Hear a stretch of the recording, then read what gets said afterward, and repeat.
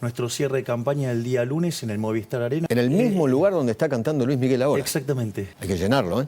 La vamos a erradicar de por vida la inflación. Mire que queda grabado eso, ¿eh? Mire que Mauricio Macri en campaña, como usted ahora, dijo en 5, es fácil, en 5 minutos. Con Mauricio Macri... Si nosotros llegamos al poder, se terminó la inflación en Argentina. Pero perdón, espere porque está metiendo en un tema muy urticante, porque una cosa son las fuerzas de seguridad y otra cosa son las Fuerzas Armadas. Bien. Las Fuerzas Armadas no pueden estar para combatir el delito. No. Está disfrazado de civil, está claro, ¿no? No. ¿Pero cobrar un plan social de por vida? No. Acá hay algo que anda mal. ¿Usted cree que los que cobran los planes sociales quieren ir a trabajar? Tener una responsabilidad, levantarse una hora, trabajar 8 horas. Sí. Último tramo de la campaña, obviamente, entramos en la recta final. Está con nosotros Javier Milei. Con él, dentro de un rato, vamos a hablar de sus propuestas concretas si llega a ser presidente de la República. Como el otro día con Larreta, el cómo. Lo importante, ya escuchamos, ¿no? Vamos a hacer esto. Ahora, ¿cómo lo van a hacer? Se lo vamos a preguntar, por ejemplo, hoy a Javier Milei. Javier, ¿qué tal? ¿Cómo le va? ¿Cómo anda? ¿Qué tal, Eduardo? ¿Cómo estás? Último tramo, ¿no? Sí. Listo. La recta final. ¿Y cómo viene? Estamos tranquilos porque cuando vos das tu mejor esfuerzo no tenés nada para recriminarte. Ahora llega el momento en el cual la gente decide, pero nosotros estamos dando nuestro mejor esfuerzo. Quedan ya pocos días de campaña. Nosotros hacemos nuestro cierre de campaña el día lunes en el Movistar Arena a las 19 horas. ¿Lunes? Sí, el lunes. Así es que ya después... En el mismo lugar donde está cantando Luis Miguel ahora. Exactamente. Sí, es un lindo lugar. Hay que llenarlo, ¿eh? Bueno, vamos a tratar de hacer los mejores esfuerzos para lograrlo. Creo que son 12.000 o 13.000 localidades, ¿no? 15.000. 15.000. Muy bien. Sí. Muy bien. ¿Lo espera? ¿Cómo lo sueña? ¿Como un gran show? Bueno, nosotros las presentaciones tienen mucho en común con un recital, ¿no? Pero con la diferencia que en lugar de cantarse canciones, se habla de economía. O sea, nosotros, y en general, en esta faceta nueva, te diría más, digo, de cómo sacar a la Argentina de este ¿Usted va a ser el único orador o todos los candidatos van a hablar? No, voy a ser el único orador. Único orador, sí. Para el cierre de la campaña. Ok, consignas suyas hemos escuchado un montón, ¿no? Durante el último año, ¿no? Porque usted viene haciendo campaña, creo que fue uno de los primeros que arrancó la campaña hace un año. ¿Podemos ir punto por punto y me dice el cómo? Sí, claro. Porque lo más importante para la gente es el cómo. El qué ya lo sabemos. A ver, pongamos consignas, dale. Tira la placa, por favor. Hablamos de dólar, cepo y Fondo Monetario Internacional. Vamos de la más fácil Corto de cada uno de ellos. A ver, vamos a la más fácil. Primero, el FMI no es un problema. Y voy a explicar por qué. Cuando vos tenés un programa con el Fondo Monetario Internacional, el Fondo Monetario Internacional te exige metas en materia fiscal, monetaria y reservas internacionales netas. La realidad es que siempre el core del problema, ¿sabes cuál es? Fiscal. Okay. Y la historia argentina del problema es fiscal. Las metas que plantea el Fondo Monetario para la Argentina son laxas en la lógica nuestra. Es decir, el ajuste que nosotros proponemos es mucho más profundo que el que propone el Fondo Monetario Internacional. Ok, me queda claro. Entonces, lo que usted va a hacer, cómo lo va a hacer, es eso, un ajuste profundo de la economía argentina. Sí, pero a diferencia de los programas de estabilización que venimos viendo desde el año 52 del siglo XX, ¿no? Hasta ahora, siempre el ajuste se cargó sobre el sector privado. Nosotros, esta vez, consideramos que el ajuste lo tiene que pagar el sector público. Okay. Y eso implica redefinir un montón de cuestiones en términos de partida. A ver, nosotros, por ejemplo, queremos eliminar la obra pública yendo a un sistema de iniciativa privada a la chilena, con way-outs a la peruana e incentivos a la suiza. O sea, el Estado no paga la obra pública. Exactamente, las paga el que la usa. Y además son contratos de operar, de construir, operar y transferir. Okay. Entonces, eso se hace porque entonces el Estado podría dar garantías de ingresos mínimos que harían que el costo de la inversión fuera muchísimo menor y te permitiría multiplicar las ¿Qué inversiones. hace con Aerolíneas Argentinas, por ejemplo, una de las empresas deficitarias más grandes de la República Argentina? Les damos un año de working capital, es decir, la caja para poder funcionar durante un año, y se las entregamos a los empleados y que los empleados hagan la depuración. Es decir, no puede ser más que aquellos que no toman los aviones estén pagando o estén subsidiando a los que toman aviones. Es recontra regresivo eso. Por lo tanto, básicamente, la empresa, yo no creo que haya un problema con los verdaderos empleados de aerolíneas. O sea, no la cierra ni tampoco la privatiza. Se la entrego, sí, es una suerte de privatización porque se la entrego a los empleados. Ok. Y los propios empleados se van a encargar de echar a los políticos que utilizan a las empresas públicas como mecanismo de caja.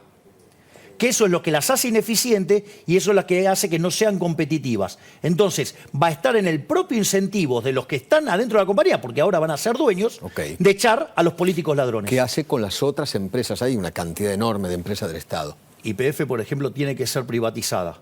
Ahora, ¿cuál es el problema con el YPF? Que está tan destrozada por la política que si uno la vende como está ahora, la regala. Entonces uno la necesita eficientizar. Digo, si ustedes recuerdan, Menem hizo lo mismo. Primero la eficientizó y después la vendió, y eso permitió que se vendiera muchísimo mejor. Pero no solo eso, va a ser necesario el rol de YPF como ENARSA durante la transición de arreglar todos los problemas causados en el sector energético. Entonces, mientras que uno hace más eficiente a la empresa, la usa para la transición del sistema energético para que no colapse. Ok. Con el resto, Radio Nacional, la televisión... Se privatizan o se cierran. Directamente. ¿Se privatizan o se cierran? No, de esos mecanismos de propaganda política, no. La televisión pública la privatiza. Sí, y si no lo quiere nadie, se cerrará. Ok. Radio Nacional lo mismo. Lo mismo. Todo igual. Ok. ¿Qué hace con el cepo? Al otro día, en poco tiempo, al año. ¿Cuándo termina con el cepo? A ver.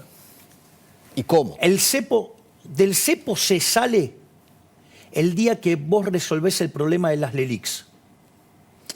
A ver, si vos abrís el cepo el primer día, vas a tener un switch de portafolio, es decir, la gente se va a pasar del peso al dólar, claro. Y tenés una hiperinflación. Obviamente. Como consecuencia de la caída de la demanda de dinero que eso implica.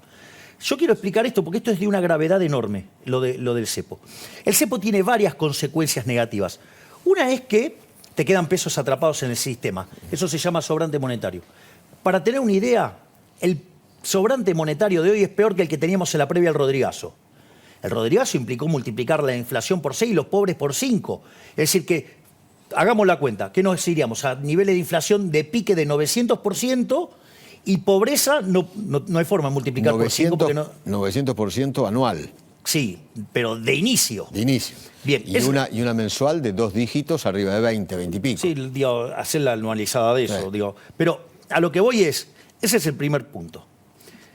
La otra consecuencia que tenés muy negativa es la relación entre los pasivos monetarios remunerados, llámese el ELIX, contra la base monetaria. Ese número está en torno a 3. Ese número, ¿sabés cuándo se vio en la historia argentina? En el primer trimestre del 89, la previa de la hiperinflación de Alfonsín. Entonces, si uno no arregla ese problema en el balance del Banco Central, uno desata una caja de Pandora que hace que explote una hiperinflación y... Antes de terminar con el cepo, necesita arreglar la LELIQ. Claro. Okay. Y nosotros para eso tenemos una propuesta muy concreta. Nosotros cuando hablamos de dolarización, que es en la moneda en que se liquida el Banco Central, después es competencia de moneda y se puede usar la moneda que a uno se le dé la gana. Suponete lo siguiente, tenés que hacer un contrato con un petrolero, puedes hacer en WTI, con alguien que se dedica al gas en BTU, ¿sí? O digamos, si vos querés, no sé, en soja, digamos, lo que cotiza la soja en Chicago. A mí me da lo mismo, la moneda la elige cada uno. Pero vos tenés que liquidar el Banco Central. Nosotros proponemos, por una cuestión de facilidad, liquidarlo en dólares. ¿Cuánto cuesta liquidar el Banco Central hoy? Cuesta 40.000 millones de dólares. Son 30.000 millones de dólares del ERIX y 10.000 millones de dólares de base monetaria. La verdad que un país que estuviera integrado en el mundo, eso es una moneda. Pero Argentina, digo, con los cavernícolas que tenemos... No se puede. Exacto. Ahora, ¿qué es lo que tenemos en el activo del Banco Central para rescatar esto? Cuando vos mirás las reservas brutas y limpias de las cosas que no son del Banco Central, Vos tenés la posición de oro, la posición de DEX, la posición de CEDESA, la posición del BIS. Eso suma casi 10.000 millones de dólares. Es decir, que vos tenés dólares físicos, o te podés hacer de dólares físicos, para rescatar la base monetaria. Entonces vos me decís, bueno, pero todavía me falta rescatar los 30.000 millones de dólares Perdón, del ELIX. está vendiendo la joya de la abuela, ¿no? Sí, entramos más peligrosos. Bueno. Digo, es cierto. Bueno. De vuelta. Digo, pero eso no es gratis en términos de inflación. Es decir, entonces el sistema, digo, te va a corregir los precios. Pero vamos a esta parte, porque esto es lo interesante. Yo ahora tengo que limpiar los 30.000 millones de dólares del ELIX. ¿Y qué tengo del otro lado? Me quedan 90.000 millones de dólares de títulos públicos. Obviamente que si yo los paso a mercado no valen 90.000 millones, valen un tercio. 30.000 contra 30.000, se terminó, se acabó el problema.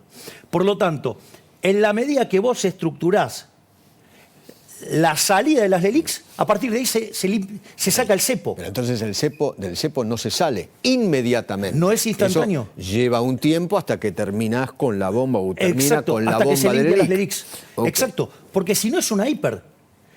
Y yo digo, no estoy dispuesto a cargarle a los argentinos una hiper, porque una hiper va a llevar los niveles de pobreza arriba del 90%. Salir del cepo implica un solo dólar, no Obviamente. 50 y pico como hay ahora. Exactamente, se unifica el mercado de cambios. Bueno, pero esto es una... ¿Eso es automáticamente o cuando se termine con las LELIC? Cuando se limpia el cepo, abrís. Ah, ok. Cuando se limpia el cepo, se abre. ¿Y eso en cuánto cree usted que lo puede hacer? Como mucho, Usted asume... Como mucho 3 meses. Diciembre, enero, febrero, en marzo del año que viene, más o Exactamente. menos. Exactamente. Ok. Vamos a los otros temas, porque hay temas muy preocupantes. Inflación. Es uno de los grandes temas. ¿Cómo hace usted para terminar con la inflación, para bajarla? Vamos por definición y vemos por qué la vamos a erradicar de por vida, la inflación. La inflación Mire es... que queda grabado eso, ¿eh? Con Mauricio Si Macri... nosotros llegamos al poder, si yo soy presidente y dolarizo, es decir, elimino el Banco Central, se terminó la inflación en Argentina. Mire que Por eso Mauricio Macri en campaña, como usted ahora, dijo en 5, es fácil, en 5 minutos. ¿Sabes cuál es el la problema, termina. Eduardo? Que él se rodeó de radicales, de la coalición cívica y de las palomitas, digamos, que le jugaban todos en contra. Vamos por esto. La inflación es siempre y en todo lugar un fenómeno Ok. monetario que se ¿Cómo la genera erradica? por un exceso de oferta de dinero, ya sea o porque emití o porque cayó la demanda, o las dos cosas que hacen que el poder adquisitivo del dinero caiga, es decir, todos los precios expresados en pesos suben. A ver, si yo estoy hablando de eliminación del Banco Central, desaparece el peso. Por lo tanto, la cantidad de dinero dentro de la economía lo determinan los agentes. Por lo tanto, demanda y oferta siempre están mapeados. ¿Sabe qué quiere decir? No puede perder poder adquisitivo la moneda que elijan los argentinos. Y además, puede ser el dólar o puede ser de vuelta el renminbi, o sea, el yuan, puede ser la libra esterlina, o puede ser el yen, el que quiera, a mí me da lo mismo. Se terminó la inflación. ¿Por qué? Porque le rompí la máquina de imprimir billetes a los políticos ladrones. Pero la inflación entonces le erradica el día que se termina el Banco Central. Exactamente. Pero el Banco Central usted no lo elimina el primer día. Eso también es cierto que no se elimina el primer día. Nosotros estamos, por ejemplo, en el caso de Ecuador, el proceso de la dolarización tardó 9 meses. Perdón. Entonces, con usted como presidente, mínimo en 9 meses todavía Exactamente. va a haber alta inflación. Sí. A ver, y hay algunas cosas todavía para analizar. Ecuador, ¿qué hizo? Le exigió a la gente que cambie los sucres por dólares en 3 meses. ¿Cuál es el problema? Es un problema de índole operativo. El billete más grande de Argentina, que encima hay poquitos, es el 2.000 pesos, son menos de 4 dólares. Exactamente. ¿Qué quiere decir esto? Que tenemos un problema de coordinación o de organización, que necesitamos billetes chiquitos que no tenemos.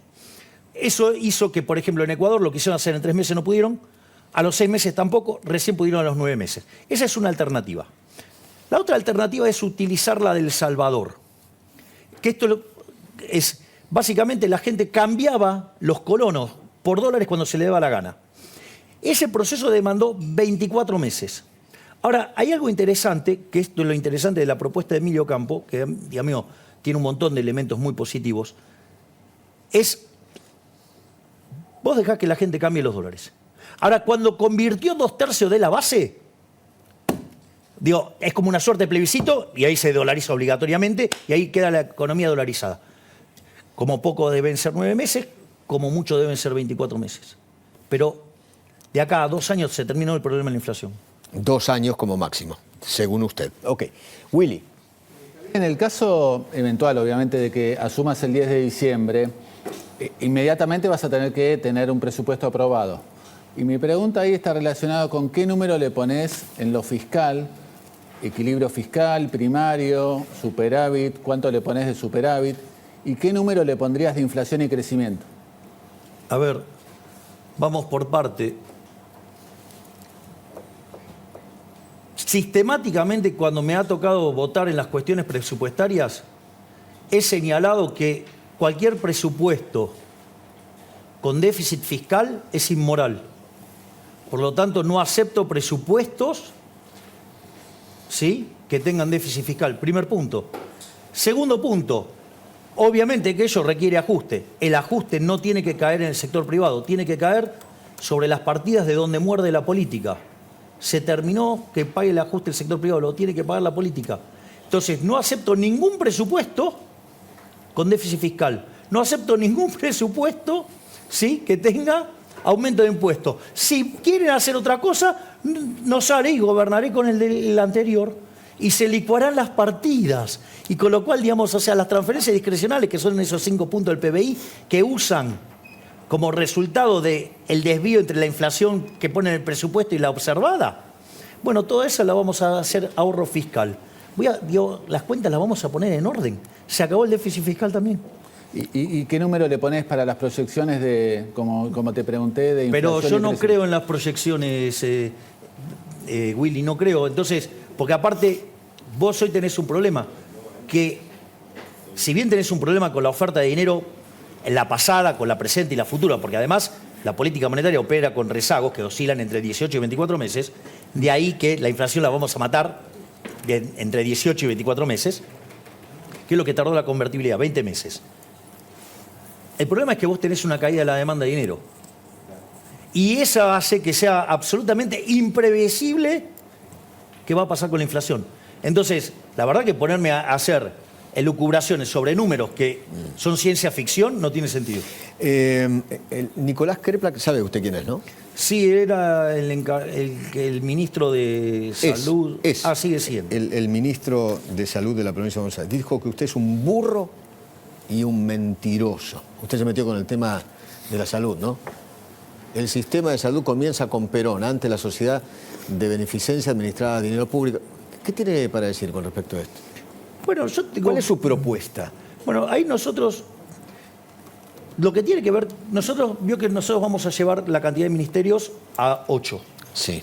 Que es el Ministerio de Economía, Infraestructura, Capital Humano, Relaciones Exteriores, Seguridad, Justicia, Defensa, ¿sí?, y Ministerio del Interior. Nosotros digamos, todo lo que tiene que ver con... En el Ministerio de Capital Humano va a estar Niñez y Familia, va a estar la salud, va a estar la educación y el trabajo. Es decir, porque lo importante es el capital humano. El capital humano explica 70 puntos porcentuales del crecimiento económico. Y usted tiene capital humano de primera generación y segunda generación. Primera generación es que la gente coma y esté sana. Y eso, nosotros no vamos a permitir que la gente se muera de hambre o que no se pueda formar. Es decir, la asistencia a las familias para que toda la familia... Para usted la salud y la educación son dos pilares fundamentales. Porque son la base del capital humano. Ahora, lo que nosotros queremos discutir, primero que hay varias cuestiones. Habría que encontrarle al ignorante ese que, digamos, la salud, sí, y la educación, son prestaciones que están derivadas de las provincias. Entonces nosotros podemos proponer, y nosotros lo que queremos es, ¿qué es en el fondo el sistema de salud? Pero el sistema de salud va a ser gratuito, como hasta ahora. ¿O usted lo quiere cambiar? Usted lo que necesita es asegurar que todos es un seguro. Y lo que hay que asegurar es que todos tengan acceso a una prestación mínima o una canasta mínima. De hecho, eso requiere... ¿Cómo lo va a hacer? Bueno, una de las cosas que eso requiere, hay que mirar quiénes son los que tienen seguro, es decir, quiénes son los que están asegurados.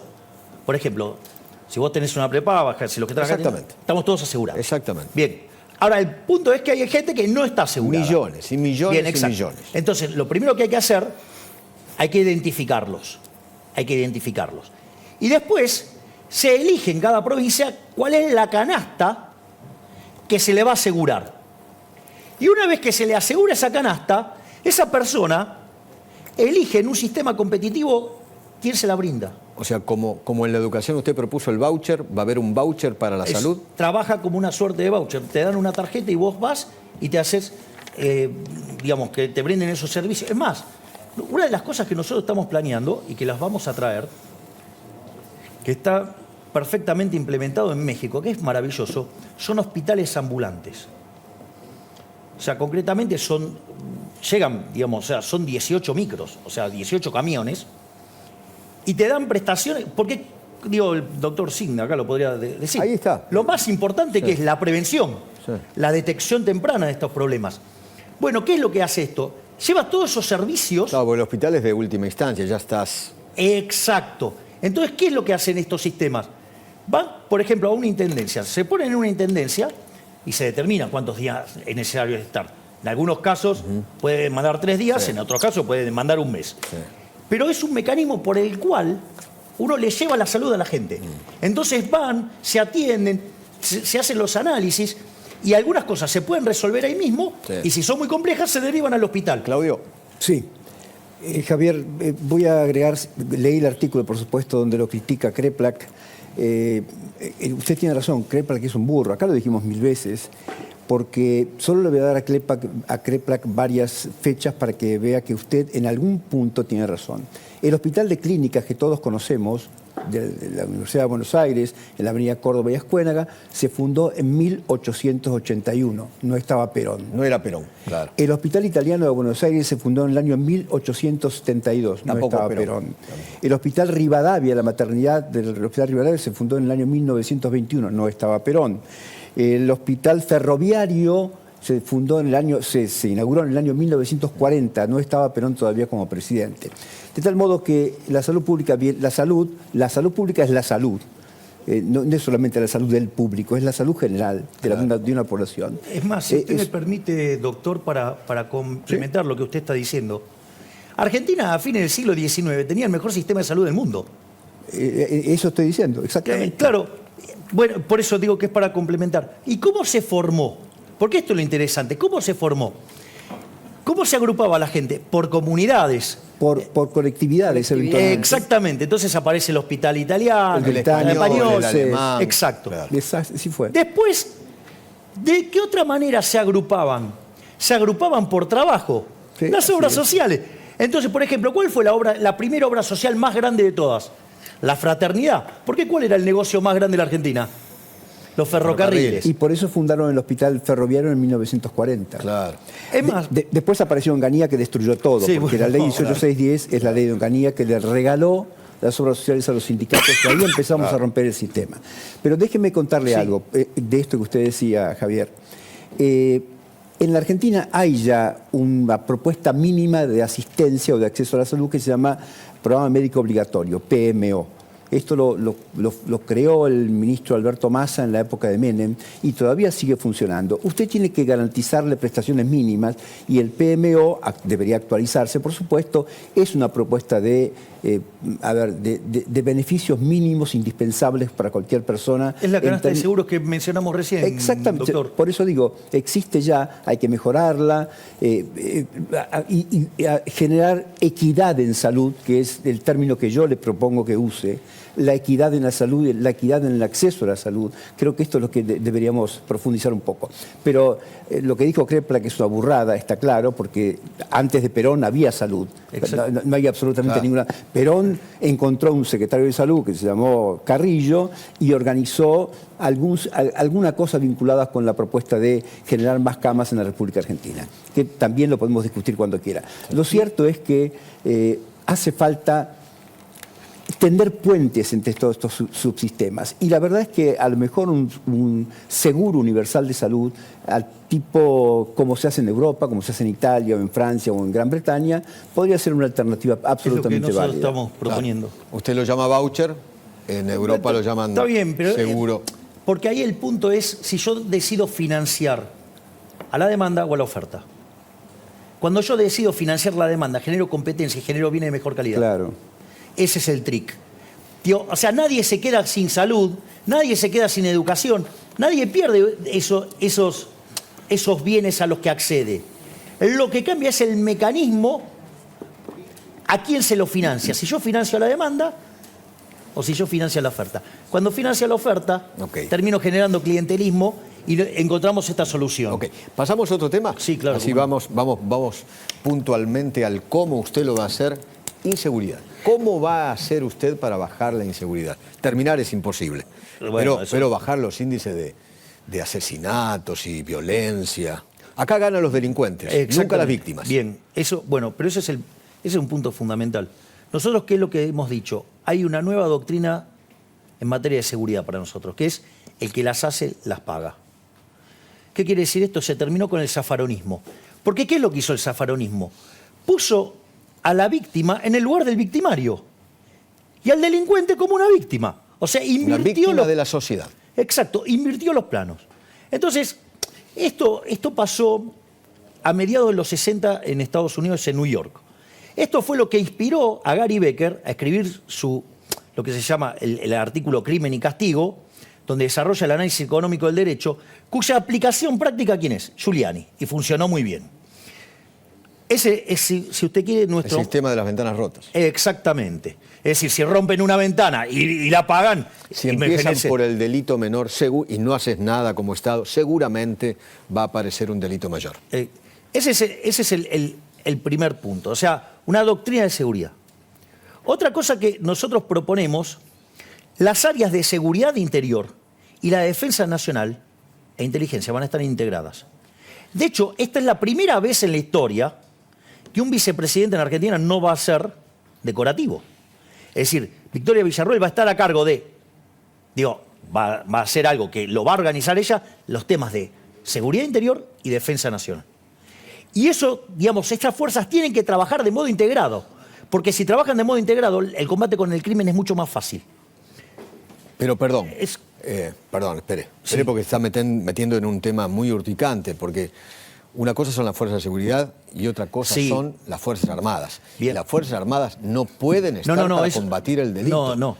Lo que estoy diciendo es... Estamos hablando de inseguridad. Que hay algunas cosas que tienen que estar integradas en términos de manejo de la información y división del trabajo. Eso quiere decir. Ahora, esto implica, de hecho, los uniformados, o sea, el ejército no se puede meter a... Hay una ley. Exacto. Hay una ley. Bueno, pero aparte tiene que ver con la Convención de Ginebra. No pueden hacer inteligencia, no pueden... Por eso. Okay. No, pero por eso. No estoy diciendo que los vamos a mandar para eso. Lo que estoy diciendo es que el sistema tiene que estar integrado para eficientizar... Y son una parte del Estado. Bien, exacto. Entonces, que es otra cosa distinta. Y de hecho, fíjese que cuando han pedido que había que llevar al ejército, tanto Victoria como yo hemos dicho que no. Porque un uniformado no puede poner a tirarse a alguien que está disfrazado de civil. Está claro, ¿no? No. ¿Qué es el disfrazado Uno de puede civil? ser, hay algunos que sí son civiles y hay otros que están disfrazados. Y aún así no lo puede hacer, por la Convención de Ginebra. Por eso... usted habla de fuerza de seguridad disfrazado de civil, ¿a eso? No. Lo que estoy diciendo es que usted puede tener ataques que se muestran como civiles y no lo son. Ok. Creo que fui bastante claro. Ok. Entonces, igual así, usted no le puede tirar. Obvio. Por la Convención de Ginebra. No le puede tirar. Ok. ¿Por qué, no funciona cuando usted manda al ejército a hacer este tipo de cosas, como pasó en México o como pasó, en Colombia? Porque, hoy la sociedad puede estar pidiendo eso, usted va y cumple ese requerimiento, y después viene un gobierno de izquierda, quiere revisar todo y todos quedan presos. Todos presos por delito de lesa humanidad. Todos por eso presos. nunca funciona. De hecho, vamos a otros temas. Entonces, eso requiere modificar ciertas leyes. Nosotros estamos planeando modificar la Ley de Seguridad Interior, estamos proponiendo reformar la Ley de Defensa Nacional, reformar la Ley de Inteligencia, hay que reformar el Código Penal procesal y el sistema de cárceles. Y todo el sistema tiene que estar construido para el que las hace, las paga. Y hay un elemento muy importante, muy importante, que es toda una revalorización de las fuerzas.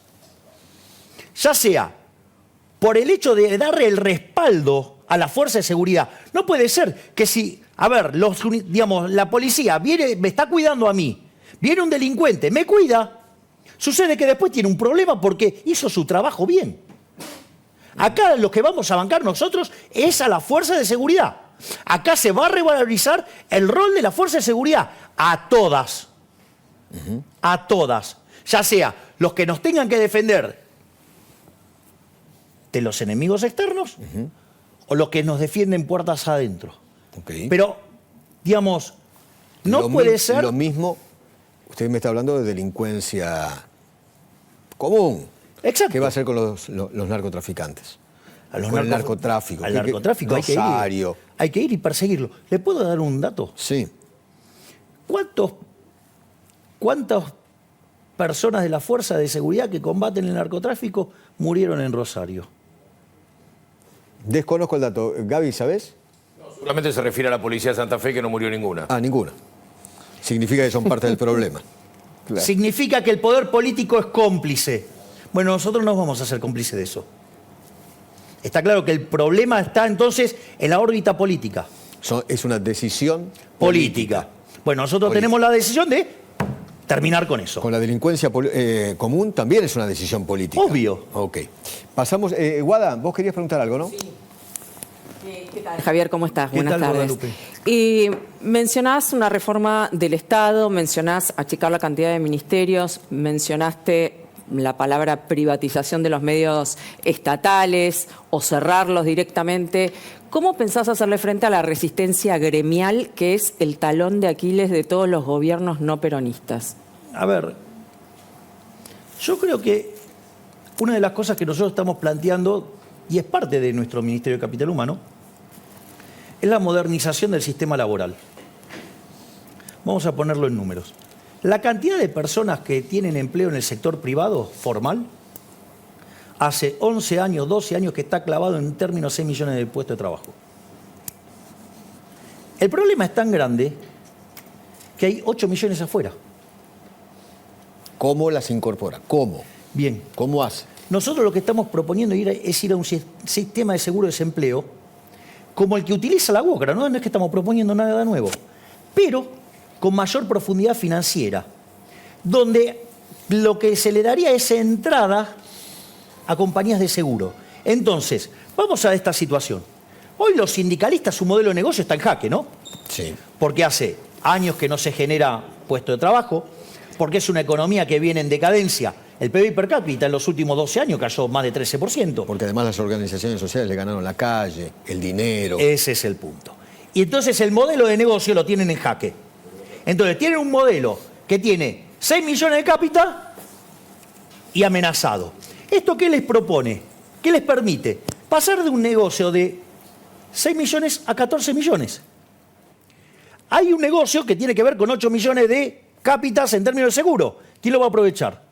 Las compañías de seguro. ¿Qué es lo que va a pasar? Se van a asociar las empresas aseguradoras con los sindicalistas y van a generar un mercado que en lugar de ser de 6 millones sea de 14 millones de personas.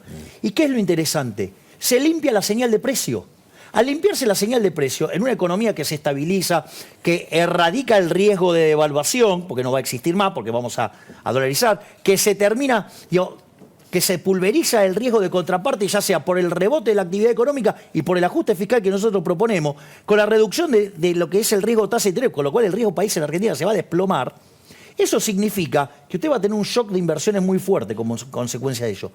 ¿Y que va a ser intensivo en qué? En trabajo. Porque además lo que vamos a trabajar es la parte de la industria del juicio que tiene que ver con esto de que todas las multas, que es lo que hace que el despido sea una cosa imposible que puede terminar quebrando una empresa. En especial las pymes, ¿no? Exactamente. Que son las que dan el 70% del trabajo en la República Entonces, Argentina. ¿qué es lo que quiere decir esto? Que este tipo de reforma lo que va a facilitar es que toda la expansión que se va a generar a partir de estabilizar, de bajar la tasa de interés, de bajar los impuestos, además va a ser muy intensiva en trabajo. Esto no es un tema menor, porque si yo digo de tener 6 millones de personas en el sector formal, paso a 14. Una de las cosas que pasa es que me cambian los números previsionales, ¿sí o no? Si yo además voy a crecer, voy a tener mayores salarios, porque tengo más productividad. Si además, Más aportes para los jubilados. y si además, como yo ahora tengo mejores salarios, voy a aumentar la PEA, es decir, la parte de la población que participa. ¿Qué quiere decir? Que todos los key value drivers del problema del sistema previsional me abren las puertas para que de segunda generación pueda reformar el sistema previsional sin tocarle el derecho de nadie. Segunda generación, usted habla de 2 años o más. Sí, o 4. O 4, ok. El tiempo Ok. pertenece al creador. ¿Qué hace, pero... qué hace con los planes sociales? ¿Qué hace con los piquetes? Porque esto va atado. Bien, a ver, los planes sociales, nosotros consideramos que aquellos que reciben un plan social son víctimas, no victimarios. Es decir, son personas que como consecuencia de la intromisión del Estado adentro de la economía, se quedaron sin trabajo. Esclavos del siglo XXI. Son los esclavos del siglo XXI. Entonces, nosotros no consideramos que tienen que ser eliminados los planes sociales. Lo que hay que hacer es terminar con los intermediarios políticos, con los gerentes de la pobreza, con los beligones de la vida, los delincuentes que le sacan plata a la gente. Entonces, los planes sociales no se tocan. Es decir, ahora, lo que va a cambiar es el concepto. Pero cobrar un plan social de por vida. No. Lo que va a cambiar es el concepto. Porque acá vienen cobrando planes sociales Eso- 3 generaciones de Pero eso, argentinos. Eduardo, eso es cierto. El abuelo, el papá, ahora el hijo. Pero, Eduardo- y ahora este hijo va a tener otro hijo. Pero Eduardo, eso es cierto, pero eso ocurre porque esta economía no genera puestos de trabajo, porque esta es una economía que no crece, porque esta es una economía que se estanca. Es una economía que arrancó el siglo XX siendo la más rica del mundo y hoy el tipo de cambio paralelo es 140, tiene 45% de pobres y 10% de indigentes. Acá hay algo que anda ¿Usted mal. cree que los que cobran los planes sociales quieren ir a trabajar? Tener una responsabilidad, Sí. levantarse una hora, Sí. trabajar 8 Sí, horas. sí, porque la gente responde a los incentivos. Lo que nosotros estamos planteando es un cambio también de la política de asistencia social. Por eso se llama capital humano. Y por eso es tan revolucionario y por eso, digamos, a nuestra responsable de capital humano, a Sandra Petrovailo, que te agradezco que vos le hiciste una excelente entrevista. Gracias. Digamos, nos llaman de todo el mundo porque es un concepto nuevo. Porque deja de ser darte el pescado para enseñarte a pescar. Es decir, te genera las herramientas para que puedas salir. La dignidad, el trabajo es dignidad. Exacto, pero sí, pero no es algo aislado. Lo que quiero que se comprenda que no es algo aislado. Por eso es, cuando nosotros empezamos con capital humano, ¿qué hablamos? Niñez y familia, y salud. Porque si la gente no forma su cerebro, los chicos, en los primeros 3 años, tenemos un problema. Si la gente no está sana, tenemos un problema. Cuando uno mira el despegue del crecimiento en el mundo en el siglo XIX, ¿la clave cuál fue? Y, por ejemplo, el agua potable. O sea, empezaron a tomar agua que no estaba sucia. Que igual a los parámetros que tenemos hoy estaría, no sé si la tomaría. Pero la clave es darle de comer a los chicos entre 0 y 3 años. Exacto. Sí, pero darle contención en todo ese proceso. Claro. ¿Para qué? Y que además tengan salud. ¿Para qué? Para que cuando después entran al colegio, el colegio no sea un comedero, sea un lugar donde se llenan de herramientas para aspirar a una vida mejor. Vamos justamente al último tema, la educación. ¿Cómo hace para que haya una mejor educación? Gente más formada. Bueno, por Porque el eso. conocimiento es la clave en un país. Yo estoy totalmente de acuerdo. Si yo estoy diciendo que 70 puntos del crecimiento económico lo explica el capital humano, está claro que para mí capital humano y Gary Becker, digamos, son Es casi... mejor que el litio, la soja, la ganadería, todo Exactamente, le voy a explicar por qué. Porque, digamos, Japón, a pesar, digamos, de todos los problemas que tuvo, ¿qué recursos naturales tiene Japón? El 70% es roca, Ok, entonces, ¿en qué se basa? en el conocimiento. ¿En qué se basan todos los tigres asiáticos? En el conocimiento. Es decir, por lo tanto, el conocimiento es fundamental. Lo que uno hace en materia de educación, entonces, hay una parte que es cómo llegan esas personas al sistema educativo. Si no arreglamos la parte en cómo le damos el capital humano de base, Ok. tenemos un problema. Ahora, una vez que está en el sistema, lo que nosotros proponemos es que el sistema, de vuelta, ¿quién tiene que ser el que recibe el subsidio? ¿La oferta o la demanda? Porque si yo el subsidio se lo doy a la oferta, se cobran la plata y después me dan un servicio espantoso y se quedan con el monopolio encima.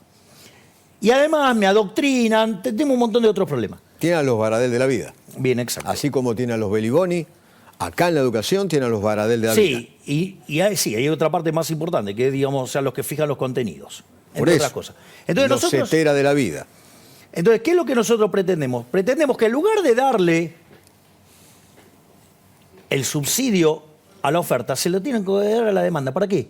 Para que eso genere competencia. Y eso, la competencia... Mire, el sistema de voucher, por ejemplo, se usa en... Conocí la persona que lo maneja. En Suecia. Tiene 40 colegios. Tiene 25.000 alumnos. Los que participan de ese programa son los mejores en ciencia, los mejores en inglés y los mejores en matemática. El resultado es...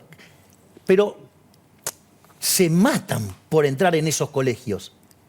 Y no es que usted no tiene el financiamiento está.